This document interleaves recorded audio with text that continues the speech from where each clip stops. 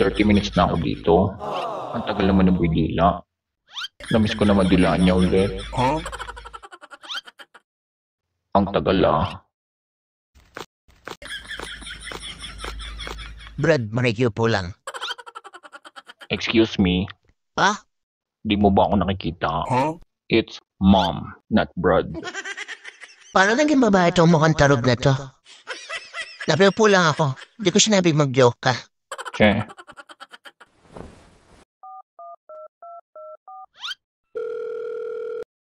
Hello, babe. Umalis na ba yung jowa mo na mukhang unggoy? boyfriend niya to. Sino ba to? At sinong sinasabihan mo na mukhang unggoy? Kung ikaw yung jowa niya, edi ikaw tinutukoy ko. Ikaw ba yung kabit ng girlfriend ko? Harapin mo ako ng lalaki sa lalaki. Anong lalaki sa lalaki? Para kang bayot tulad nitong sa tabi ko. Babae tsura ko tapos sasabihan mo ako mukhang bayot. Teka saglit, ang ingin at tukbal dito eh. Brad, may kausap pa ako. Huwag ka muna sumabat, ha? Hello, nasan ka ba? Harapin mo ako kung di ka duwag. Ba matapang kang unggoy ka, ha? Brad, anong lugar ba ta? It's Mom. Nandito tayo sa Sir Jude Street. Thank you, ma'am. Yun. Mao.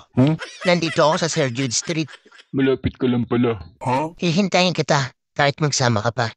Nandito lang ako nakaupo sa waiting shed. Lalaking lalaki tsura ko. Uubusin ko yung balbas mo. Basta tandaan mo, nakaitim ako at mukhang bouncer. Teka, nakablock ka. Colorblind ka ata, Brad.